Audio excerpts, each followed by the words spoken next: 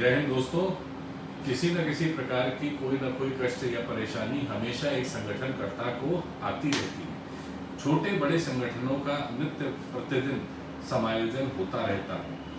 आज तक विश्व में जिसने भी एक संगठन की नींव डाली उसको कहीं न कहीं कोई न कोई समस्या का अनुभव जरूर हुआ और इसी प्रकार इस संगठन को बनाने के बाद उनके संचालन में भी समस्याएं आती हैं। मुझे भी आती रही।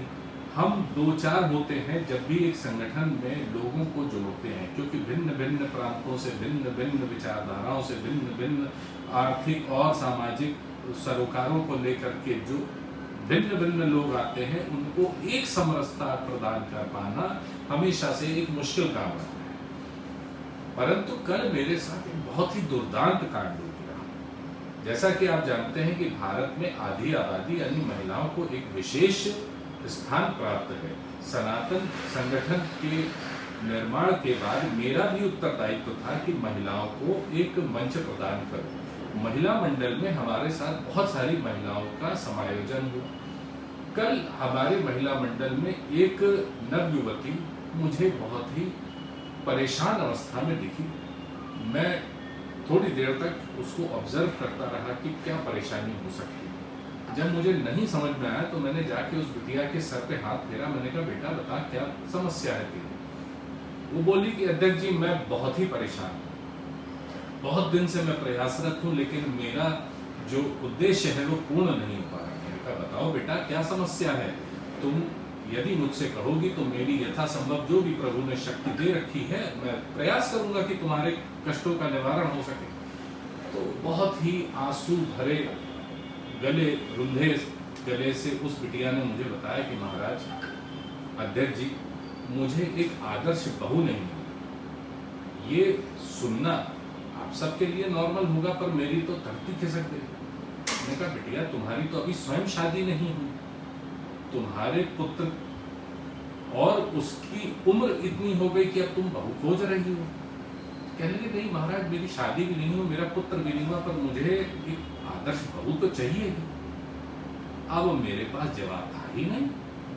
मैं ये अपनी तरफ से वचनबद्ध तो हो गया था कि मैं तुम्हारी सहायता करूंगा, पर ये सहायता मैं कैसे करूं, क्योंकि जब पुत्र जन्म ही नहीं लिया उसकी बहू मैं कहां से ढूंढ के ला दूं। अब वो बेचारी अवसाद में, टेंशन में, परेशानी में, इसका दिमाग फिर गया है क्या। यही हाल मैंने देखते हुए उससे पूछा कि तुम ऐसा क्यों कर रही, क्या कारण है। तो उसने नाम लिया ज्योतिष पीठ के 46वें शंकराचार्य अविमुक्तेश्वरन सरस्वती का, जो आज की तारीख में भारत में राम राज्य की स्थापना की बात कर रहे हैं, हिंदू राष्ट्र के घोषणा को दरकिनार करते हुए। भैया वो आपसे इतनी प्रभावित है कि जब हिंदू राष्ट्र का जन्म ही नहीं हुआ तो राम राज्य कैसे हो जाएगा। राम राज्य स्थापित करने से पहले प्रभु श्री राम ने भी अधर्म का नाश किया था।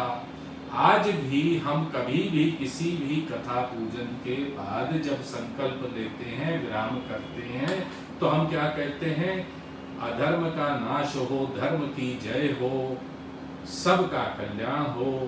तो सबके कल्याण से पहले अधर्म का नाश होना जरूरी है, विधर्मियों का, राक्षसों का नाश होना जरूरी है, सनातन संस्कृति का उद्भव होना जरूरी है, हिंदू राष्ट्र होना जरूरी है। और यदि आपको यही समस्या थी तो भारत की आजादी के बाद 1950 में जब भारत का संविधान लागू हुआ उस समय किसी भी प्रकार से धर्मनिरपेक्ष यानी सेकुलर का गुणगान नहीं किया गया था।